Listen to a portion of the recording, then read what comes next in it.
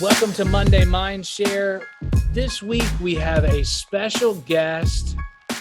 We are excited to bring in the individual. It's weird to say this, but the 2021 that was run a couple of weeks ago, Ironman World Champion and recent Ironman Champion of Cairns. We have Matt Kerr with us today. I know, Matt, you've been on here a couple of times, but it's my first time to get you out here. How are you doing? Yeah, it's a pleasure. Hey, good to connect. And firstly, thank you for that introduction. It's been a bit of it's been a long process the last couple of months, but it's good to connect and look forward to talking. Well, I'm excited to bring you on. And my first real exposure to being connected with you was at Ironman World Champions, and we really kind of connected really from the get-go and had a good time out in St. George. But I kind of want to, when I look back and take a step back at what you've accomplished over the last 5 weeks, I mean, you competed in the States at Ironman World Champions in St. George. You then just are last weekend coming off of competing at Ironman Cairns, where you also, I should say, set an amateur course record. But I kind of want to talk about what have you been doing the last month, and let our viewers know like how hectic your life has been. Firstly, it was a pleasure to connect in Utah, and credit to Leighton and yourself and Ryan that were there hosting the booth. It was just awesome to get faces to you guys, and you were just fantastic support on the course. So that was an experience in itself, that race. But yeah, it's been, as you say, it's been a pretty full on sort of last 5 or 6 weeks. I guess we went to Utah pretty early, and that was an intentional to try and just eliminate as much of what could go wrong as possible, or get as familiar as we could with the course, because it was a heck of a course, and get familiar in that sense. Take a little bit of altitude adaptation along the way, and also a little bit of exposure to the heat, so get some heat adaptation in that. And so intentionally we went out there pretty early, and we definitely had a good 2.5 weeks of training before Utah. Then came into the race and got that one done, which was a successful day, and pretty promptly got on a flight back to New Zealand, and had about 10 days in New Zealand, with the intention of getting back across into Australia pretty soon after that. And really only at the point of finishing St. George. Cairns was always on the cards, and I'll be fair, before Utah, I was doing the 70.3, so the half distance. And yeah, I guess the decision was made before flying home, that actually let's back this up with going full distance at Cairns, for a few reasons. And it wasn't out of stupidity or trying to be a hero in that sense, or get any course records. It was actually more around the concept of let's try and get a humid race in, or a bit of humidity, to try and replicate what we had coming later in the year in October at Kona. And a bit of pressure with stress, and in the right manner, back up from St. George pretty soon, because that realistically was going to be my last full distance before Kona. So yeah, the decision was made nice and early, and the reason I say it was made nice and early is because I think an essential part of the success of, say, how Cairns went last weekend was actually the planning that went around that to execute getting to the start line first of all. Was there enough time to recover from Utah? B, also the considerations of logistically relocating to another country, which I was planning to do. And C, actually execute the training that was needed to get to Cairns in itself. So that decision was made pretty early, so we could get some decent planning under our belt and get to Cairns healthy and ready to be on the start line in the best possible shape, given the considerations that we had before that. Well, and that is a lot. And as a coach myself, when I hear about all of that, between the travel over to the States, travel back to New Zealand, travel to Australia, while also maintaining a hardy workload to maintain the fitness for 2 Ironmans in that time frame, I the thing that pops into my head first is the amount of stress that goes along with all of those different aspects.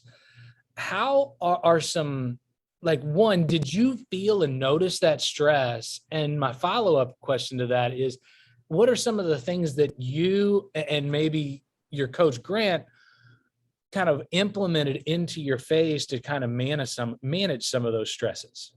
Yeah, it's a fair point. And I've learned that stress can come from other aspects than as we typically think as an athlete ourselves, rather than just physiological stress of training. There's stress outside of that. It could be work, it could be relationship, it could be home, it could be relocating, travel, things like that. So stress does come in other forms. And sometimes, you see your training peaks and it really doesn't ask you what's going on at home. It doesn't ask you what's going on at work. So,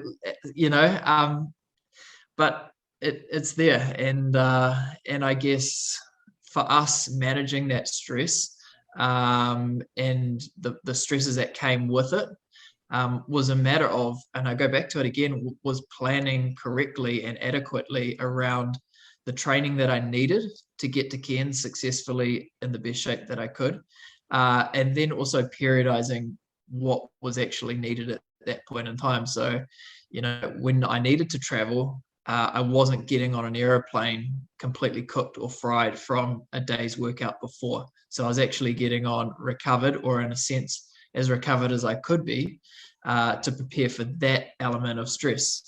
I got into Australia. I actually had about 4 days here in the Sunshine Coast, to offload a lot of my personal belongings before getting into Cairns and making the trip up to Cairns. And I knew, that was 5 days. I took a day to get here, unload, and that was a designated day to do that. And then I knew I had 4 days to get a small training block in.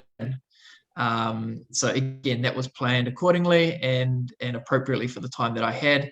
And then we went to Cairns nice and early to get some prep in there, and intentionally again, we were there 2 weeks out from race day, to try and get some of that humidity aspect nailed. Well, I also look at that from the athlete standpoint, that it puts a lot of respect to you to follow that guidance and follow that plan to a T, because probably something that you put together and figured out was, if you didn't follow that plan, you were opening yourself up for either potential injury, maybe some illness in that sense. So it really speaks to you and how compliant you were to all those aspects to keep yourself healthy and progressing in both of those coming races that you traveled across the country for. Absolutely. And I think any age group or of any capacity, competing on whatever level that they are competing, I think that there's an element of learning that can be taken from, not necessarily my situation, but getting to a race venue, if you are traveling nice and early, getting familiar with, if you do need to look at the climate and how are you best doing that, allowing yourself enough time to recover from the travel, and not going into the travel right off the back of your training, that's an additive stress, because as you say, the likelihood of becoming or picking up some sickness is high. Well, and we saw it from a lot of individuals that were traveling over 4 world champions in the pro aspect of things. We ended up losing a couple of great athletes at the start line just because they weren't able to either travel in, or when they did travel, they came down with a little bit of illness. And it almost seemed like a large percentage of the pro field even raced while they weren't feeling probably close to 100%. So It really speaks to how diligently you and Professor Grant kind of put all that together and set yourself up for the best possible outcome and best possible success. Yeah, absolutely. So Matt, that leads me down the path of kind of taking some steps back into your career when you were just getting started. You might have been, it was before your time of working with your current coach and being associated with Dan in any way. What were you doing on like a training standpoint for that when you first got into the sport? Right. So pre-triathlon. Well, as you were making the transition into triathlon, I should say. Yeah. Okay. So I guess immediately before triathlon, I was as competitive as I could be in CrossFit. Um, so that was for me. I feel like, and I do reflect upon this. I feel that CrossFit gave me a lot of that mental toughness that really that when you get to the grit and to the bottom and when you need to pick yourself up, I feel that I got a little bit of kick out of that, and that is translatable to what I'm doing in this current sport. CrossFit was very much the motto. You go in each day, you hit each workout as hard as you possibly can. You go as fast as you can. You try and get as many repetitions as you can, and you do it however the heck you can. And you get into some pretty dark places. Mm-hmm. So coming out of that, I guess is when I did connect with Grant, and I wasn't doing any triathlon prior to that. He was really the flick that sort of I guess inspired me to get on a bike, and actually he gave me the bike to get on, and actually helped, or co-constructed, should I say, which it has always been together, some sort of journey philosophy program, of a starting point, I guess.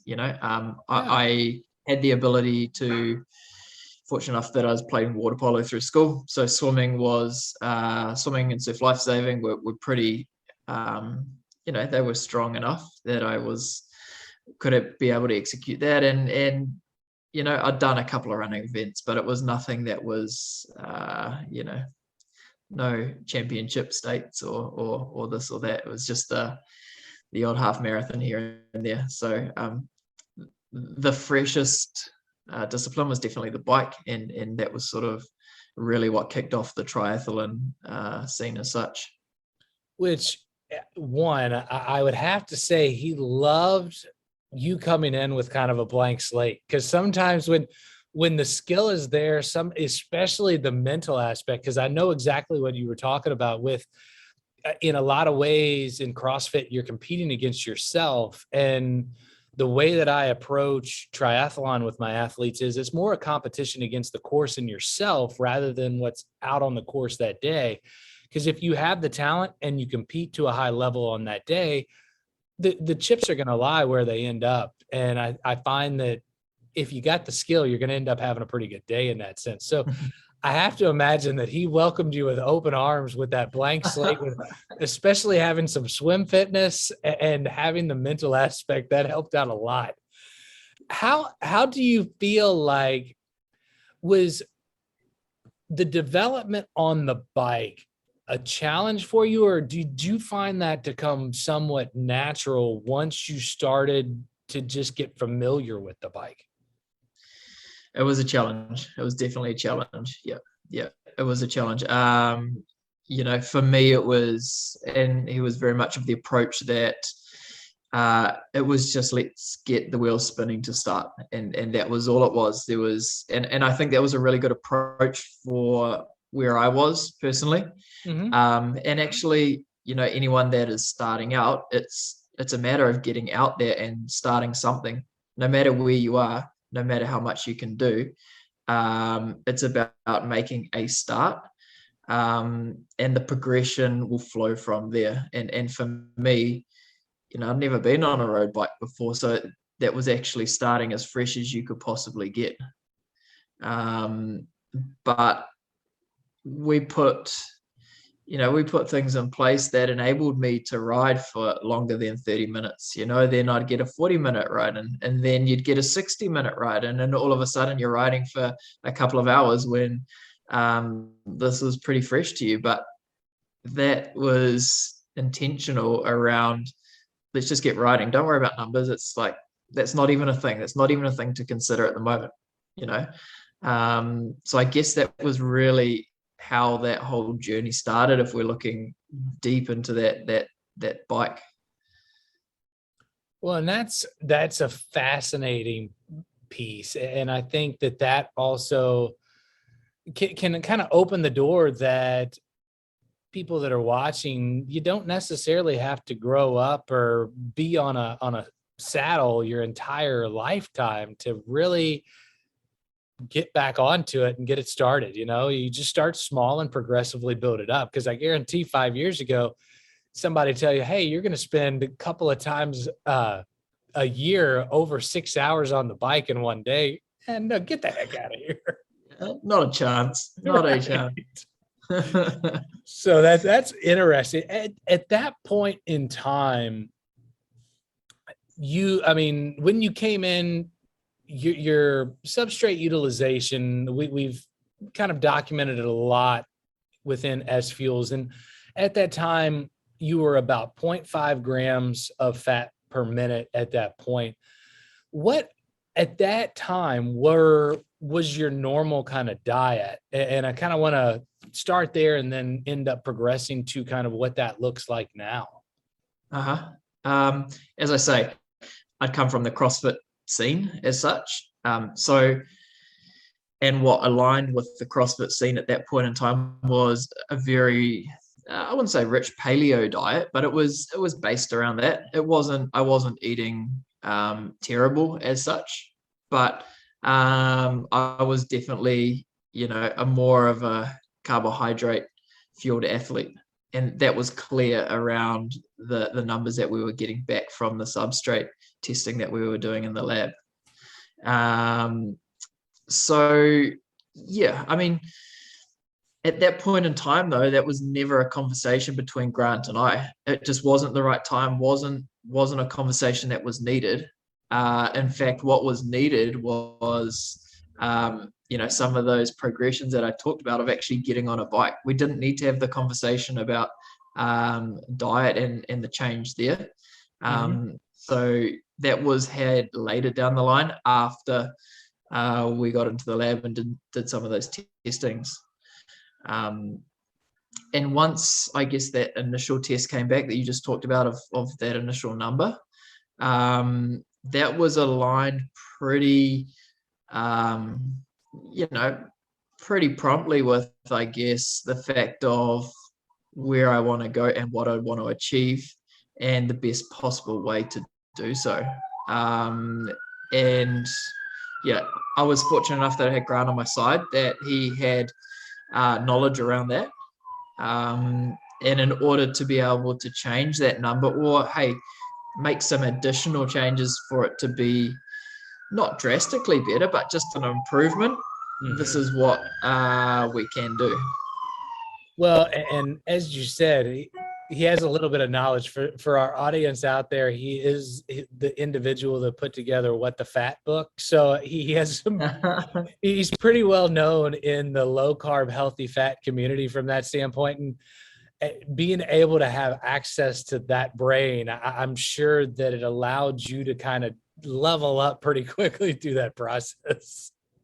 Yeah, and as I say, I was extremely fortunate, and he came from a triathlon background way back when he was racing as a racing pro and for a period of time, and he was never had that philosophy adopted within his training program. And he turns around and says, if he only knew what he knew now and applied it back then, things would have been a lot different. Those were the years where they were sponsored by brewery companies and way back then. So yeah, luckily enough, I've been the beneficiary of his knowledge today Right. and a lot of his training principles that he had applied back then. So when when Professor Grant started to go through the process of making some of those changes within your diet, you said that they weren't necessarily huge adjustments, but how, like, what were some of the adjustments that were made in the nutritional aspect of things in that process?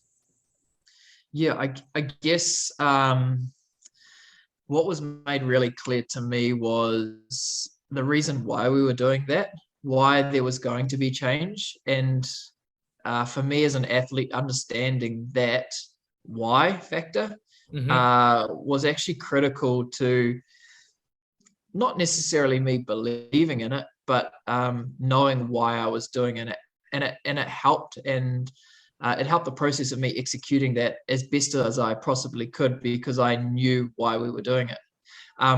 So those changes that I guess we made were pre Ironman, so they were pre a longer endurance event, so not necessarily a 70.3 or a half distance. Um, with intentions of having the best possible day out there and as lasting, to that finish line as I possibly could. So those changes initially were pretty steep, both in the training and nutritional aspects. So not just the nutritional aspect, or not just the training. And what I mean by that is there was a change in what we did nutritionally, and that had to be reflected in terms of the expectation of training that we were putting out at that point in time, because we were cutting out a lot of a carbohydrate diet, which I predominantly relied upon as an athlete prior to that, Mm-hmm. and then trying to be able to execute a volume load that I was doing as a carby athlete as such. It just wasn't going to end well. So both had to be adjusted. So in that adjustment, did you feel like, because it decreased inflammation, recovery can be benefited from going to a low carb, healthy fat diet? Did you notice those off the get-go, or was that something that later on down the process kind of you felt the difference in? Yeah, definitely the latter. Definitely the latter. I mean, you know, you go pretty strict in terms of cutting a lot of carbohydrates out of your diet. You know about it pretty quickly, and it puts you flat for a couple of days. And it did that. And we'd done well, I'd done the research. He'd done the research. He gave me some insight as to what the actual process is going to be, and this is why you're going to feel the way you're going to feel. And that happened. And again, it was a progression. Like we slowly, once we cut that core down and got that number down through that carbohydrate phase, then we slowly started to bring some of the training back as we got more energy off that, what they call, I guess, that keto stage as such. Which I find when I take athletes through that process, uh, they're typically associating my name with some very choice words. Did you find that you had some thoughts for Grant in that sense? Absolutely. I was pretty prompt of getting on the phone and telling me exactly how I felt. So yeah, as I say, it didn't last, but like it wasn't weeks on end. It wasn't weeks on end. It was, I think I probably had a couple of days of it, and then things just, we started to slowly introduce a different training volume based on how I was feeling, and what that diet looked like. So yeah. And one question that I find with my athletes that go through the process is that the actual understanding, or that aha moment when they go out on maybe a 3 plus hour ride and they don't have to carry all this nutrition that they used to as a carbed athlete or a highly carbed athlete. Like, with these experiences that is that what it really took for you to fully start to buy into that process?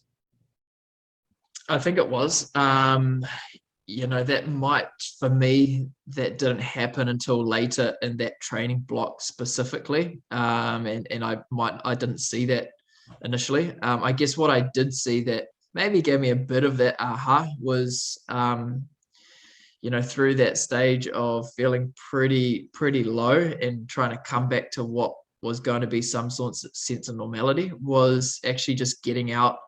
And we might have gone out for a 3-hour bushwalk or whatever, and that was right at the stage of knowing that you've depleted your body as much as you have of carbohydrates, and actually you're running on empty, but you're still getting there and still getting through that. So again, it was a really progressional time of introducing the training and bringing the training back to something that resembled what I was doing before. And as I say, it could even be, at that latter stage of intensity, it was like we were out for 3-4 hour bushwalk before we'd even got back into any sense of running. Well, and that right there is, it's just an eye-opening experience, right?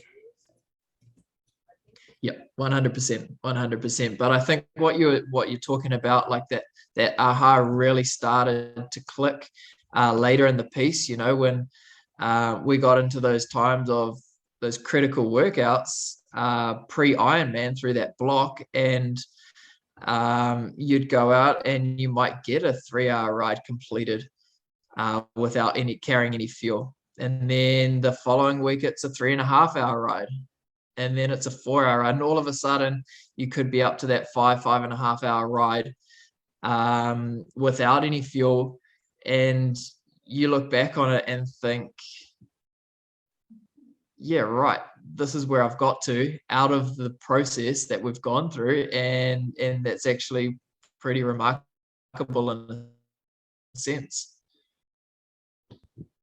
When was the second test, and what was the dramatic jump in your substrate utilization in that second metabolic test?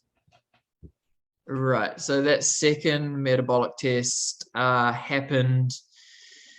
It happened so just to give you a bit of a time frame as such, I went through my first 70.3 in 2018, in December 2018. Then from that point in December, I began training for Ironman New Zealand in March, and pretty much from December adopted that lower carbohydrate approach. And then pre-Ironman actually got tested in February. So it had definitely 6 to 8 weeks on that kind of structure, training regime and change of diet. So that was 6 weeks later. And I think we tested it about 1.2 from about 0.5 of a gram. And I kind of laugh because, I mean, that's just such an aggressive jump in not necessarily a great amount. I mean, that's not a big amount of time. And that obviously had to make the coaching staff feel pretty confident in what direction you were going and what your potential, probably that ceiling probably moved up quite a few levels when that test came out. Would you agree with that point? Agreed. But at the same time, we were very numbers orientated. So we knew that, and I think that number was 1.2 grams at a fat max of 270 watts, and the test was on the bike. So we knew to get through an Ironman at the right fueling, using the right fuel without running out of fuel. I think we'd calculated it about that I'd be riding at about 240 watts. So we had all the numbers stacked up that on paper were going to get me to the finish line with enough fuel in a reasonable amount of time. And I guess having that backing and reassurance from a coach's standpoint was, and also an athlete standpoint was reassuring. And I guess the belief in the fact that we were going to execute this as best we possibly could. And this is how it was going to play out unless something drastic happened, was reassuring going into that race. I can see that reason behind that. And often what I discuss with athletes when moving to a low carb, healthy fat diet, and also when you have the numbers to back it up, I almost compare it to kind of opening those potentials where when we might miss a fueling opportunity on the bike, we kind of open up the window of those margins that if we miss it by 5 or 10 minutes, we aren't necessarily teeter-tottering on a devastating day. We just need to make sure that after that 10 minutes we get it in, but we kind of open up the room of error and give ourselves a little bit of a buffer. Would you agree that that was kind of the mindset that you started to have at that point? Completely. And staying within those power zones was going to be a added benefit to that. As soon as we go outside of those zones, then we start burning matches, and everything that we've done becomes redundant because we're now working outside of those zones. We're using different fueling energy sources. So I guess as an athlete, the reassurance of staying within those prescribed zones, to be using the right fuel was advantageous to give me confidence to get to that finish line as best we could. Well, and that's just a special moment at that point. So I can imagine where you this going into that event, it's all, a lot of the times it's built on confidence, and it sounds like that's kind of at that point, that's where you were at from an athlete standpoint, was just confidence. You had put in the work and you were just ready to attack the course and the competition that day. Yeah, it was. And no one will ever take away your first, in this case, your first Ironman, and anyone that's out there is doing it. It's a pretty special time and somewhat of an emotional time, given the fact of, it's your first one, and you can't change it, and you will always remember it, and it can be pretty special. So having the reassurance and the backing that it was, we were on the right path for the best possible day was good to go into. Well, that's awesome. And then kind of the progression of you. I mean, that story right there has now led into an Ironman age group world record, or world champion in that case. And you now hold multiple course records. What kind of goes through your mind when you sit back and know that you're a world champion at this point? Yeah, it's like it's a journey, right? And I do refer to it as that exactly. And I'll be open and honest. We've done things a little different from your typical from, I guess, your typical Ironman or age group athlete. We've definitely done things. I've been doing triathlon for, just coming up 4 years. So, but I think, stacking those 4 years up together and to look where I am now based on where I started, every year has been different in its own right and own respect, and there's always been development and progression around what we're doing and intention. So, take that first Ironman, for example. It was really just all about learning and getting the training volume, or getting the body being able to execute that training volume. I mean, numbers were definitely a thing. Don't get me wrong. They were relevant. Numbers were relevant, but it wasn't the be all and end all. It was a matter of, can you actually ride 180, 200K? and having a little bit of mental confidence to do that. And I guess once that one got out the way, we came back again year number 2, and we'd learned a lot, and all of a sudden numbers actually became crucial, and that's what we were racing to now. We weren't just racing to the finish line and getting there knowing that we could execute that. It was actually racing to some numbers, and so on and so forth for years 3 and 4 until it became what we started racing at Utah, where it's we're looking at course, and we're looking at numbers and different segments of the course, and what happens if I push a little bit harder here, how many matches am I going to burn, type thing. So the finer details, they definitely get a lot finer throughout, I guess, for me, that 4-year period.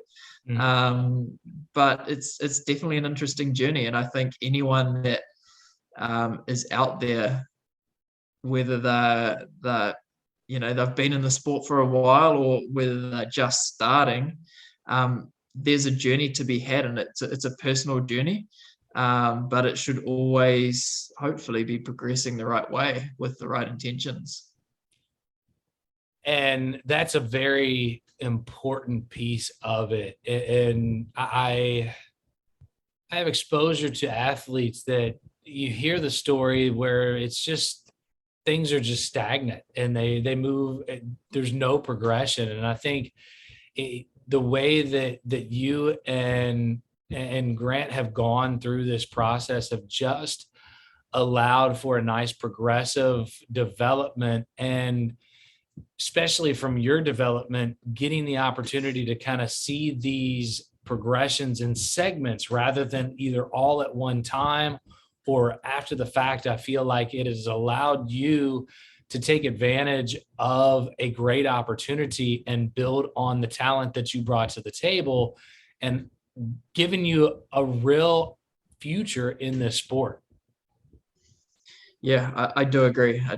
And the more events you do, the hungrier you are to come back. But also at the same time, you take every event as a learning, and what did we apply at the last event, and how is this next event important to what we're doing, and what are the intentions and goals out of it. And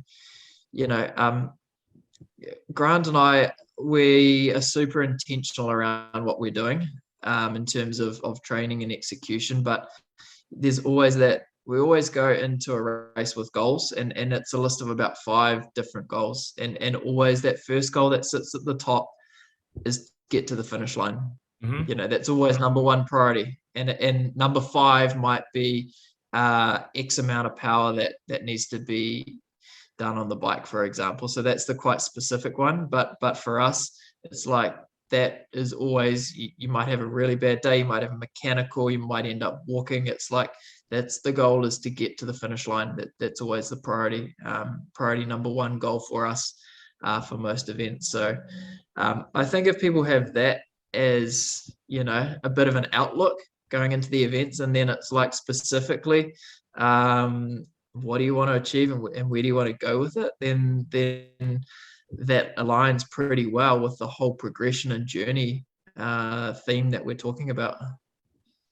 And as far as goals, I find that to be more important. I having a number of goals is great, because I talk to so many athletes that just have a time goal. And that to me is almost like taking a class in university or anything like that, where it's just a pass fail. I mean, you either pass or you fail it. When you have multiple goals to kind of measure towards, one, it gives you more as an athlete to work against, and you don't have that pass fail finish. You actually, I got these 4 right, I got this 5th one wrong, just means I need to focus in on this 5th one and build upon that 5th one. Typically when you just have pass fail, you're kicking your feet up or you're devastated. So especially if your goal is swim X amount of time and you don't swim that, and you know that you don't swim that, you've still got to ride and run. So good luck with the rest of the race there in your headspace, knowing that you haven't achieved what you wanted to. Makes for a long day to be even longer, right? Yeah, exactly. Yeah. speaking on that, Matt, with goals, that kind of leads me into what, as a career path, what are some of the goals that kind of sit out there at this point? Yeah, from now, Kona is on the cards, or what it is, in October. So, and that has been for me for many years. I guess when I first did that Ironman back in 2019, my first Ironman, I did actually qualify for Kona out of that race, but didn't take the slot for 3 years there.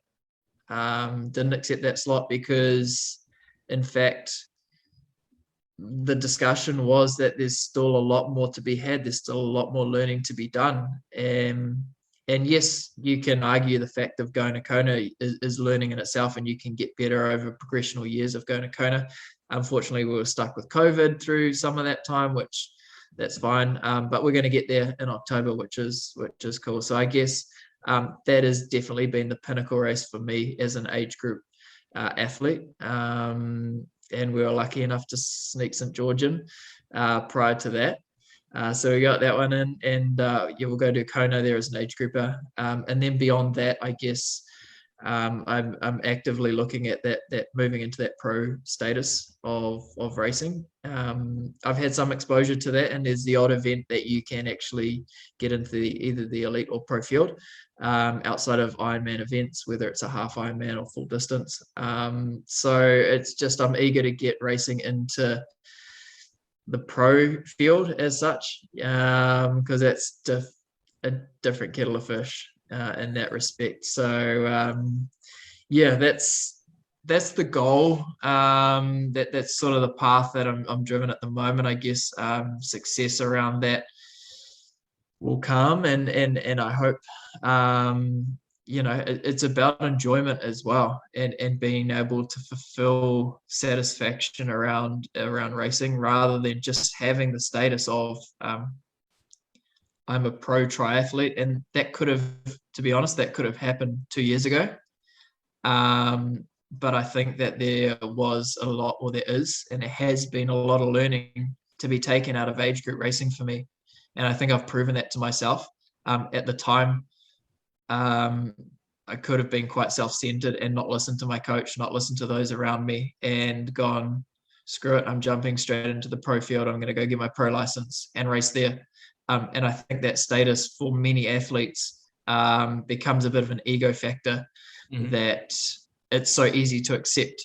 And actually, you've still got a lot of learning to do. There's still a lot of training to be done, and you're not as strong as you possibly think you are or could be. Don't get me wrong, a lot have made the right decision at the right time, and it's totally dependent on that individual. But I think for me, I'm happy and content, and I feel like I've justified the reason why I've taken the time racing in the age group field, because I do get the question a lot, when are you going pro? You should be racing pro. And my times are, I guess, getting closer to that pro field, or in fact inside that pro field. So it gives me a little bit of confidence that when I do make that transition, that I have the ability to hopefully be there.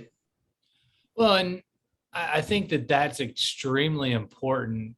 And a lot of individuals don't recognize the dynamics of the pro race as well. And having those starts, also having some of those elite exposure races that you've been in, have kind of allowed you to kind of also recognize some of the pro race dynamics I see that kind of take place in that particular race. It's almost a race inside of a race in a lot of ways. And when you're used to competing as an age grouper, you don't necessarily see some of those race dynamics that are taking place in the pro field, especially now with everybody having the rolling starts compared to the pros start all at one time. You actually know your competition's in front of you or behind you.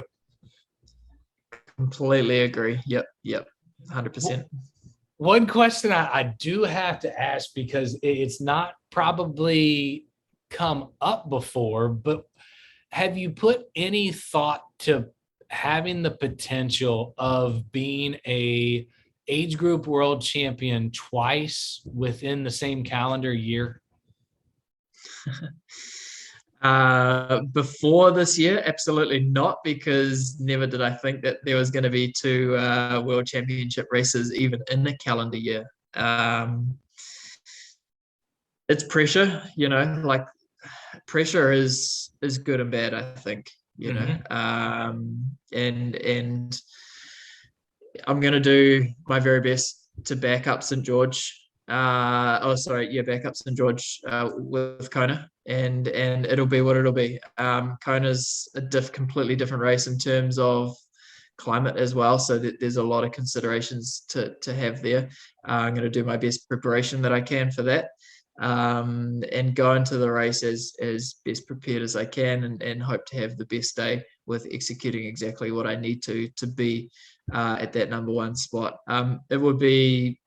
It would be cool. It would be amazing. And it'll be what it'll be, the pressure is definitely there, but also the pressure is, I guess, more so there from my perspective to execute what I need to in order to have the best day and be as far up the field as I can. If someone's going to run a 2:45 and I run a 2:50, then they were always going to run that, Right. and I was running at the best I could for that point in time. So it'll play out how it does, and you know what, I'm excited either way. Well, I think that was the best possible answer you could put out there. It's Probably the safest, right? you The navigated safest. through that really well, I have to say. So, in one of the final questions that I have is on top of that, and you kind of spoke of what some of the long-term goals are at this point. Matt, what do you think you're capable of, and what do you think that you're capable of achieving within this sport and within your career? It's a huge question. That that's a Hey, good one. It's a good one. I don't hold back any punches here. Straight to it. Straight to it. No, fair, cool. It's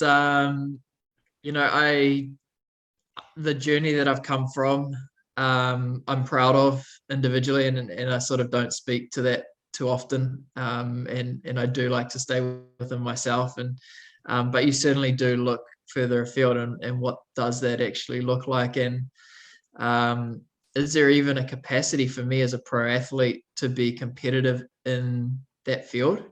And what does that look like? I think having the self-belief that that is a possibility to be competitive in that field is the next thing. Because for me, I look there and I think I could be racing as a professional athlete and just go and race, and potentially not have that much success in terms of podium. But that's one option. But there's also, for me, the drive that I think that I can be on that podium that I'm racing as a professional athlete, and I can do my best to get there, and I'm prepared to give it a really good crack. I mean, I've got as far as I have, and it's been a journey that I've enjoyed, and it's one that I'm still enjoying. And I think as long as the enjoyment factor is there, then the fulfillment factor is going to come second best to that, and with that fulfillment comes success. I hope so. It's not an easy journey, and there's never going to be success first and foremost. But you like to think that with work, we're going to get somewhere.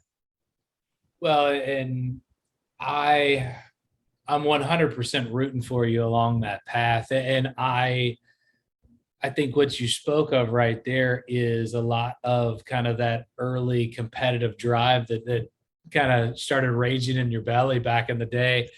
I think that just knowing you, that you're going to go out and give your best bet or give your best shot every race, And just racing these races is not something that you're looking to do. You want to compete for that top slot. Now, I think with taking the approach that you've mentioned multiple times on this, especially with the different aspects, it really opens up the opportunity for you to analyze, continue to grow, look at each opportunity as an opportunity to grow from. And that right there is what's going to hopefully lead you to those podiums that you talked about. Agreed. And I think second to that is also having the support network around you and the support team.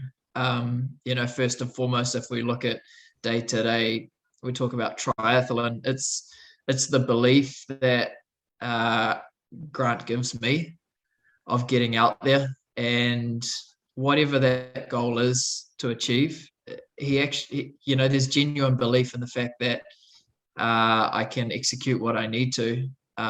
And he'll call it as it is. And we could be on different wavelengths, but he does ground me pretty well. And I think that there's something to be said about the support network that you've got behind you. And that filters all the way down to friends and family and supporters and like even the SFuels team, the sponsors, if there's some that are sitting there. So it's a big tribe, right? Oh, absolutely. And as you said, it's so important in that case, just because you can't do it by yourself. You got to have that group, and the better that group that you surround yourself around, the easier it's going to make life on you, and you're going to be able to focus on what you're great at. Exactly. Yep. Exactly. I mean, it's hard to manage the training in itself, let alone a lot of the other stuff. So that support is it is needed. Well, Matt, I think that that's a good place to kind of stamp things out. And I want to thank you for coming on today. It's been a pleasure to have you on, especially I have to imagine over the last 5 weeks, you've been a hot commodity. It's kind of hard to get your time probably straightened out. It's been a pleasure. And it's awesome to connect on here. Absolutely. Well, I again, thank you for taking the time. I know that it's going to be a great lead in to your especially Kona. I'm looking forward to being out there with you and seeing you around race time, and hopefully it will be a very similar response with St. George. Awesome, dude. No, it was as I say, it was a pleasure having you guys in St. George, and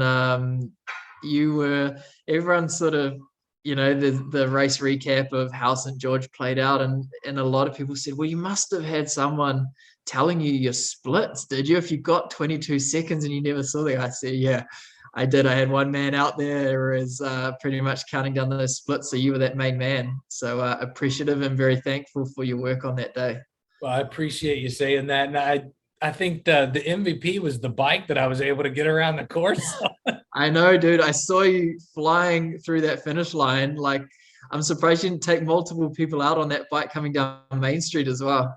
I guess that shows I have a little bit of bike handling experience. Yeah, a little bit, eh? Well, I look forward to the process and watching your career continue to develop, and being a part of it is just it's fun to kind of be on the outside watching things kind of develop as you go. So I wish all the success, and I am pretty sure that this is probably it might be our first connection on Monday Mindshare, but I don't think it's going to be our last. Won't be our last. No, we have some fun. So thank you, sir. Thank you for having me. And we look forward to connecting soon.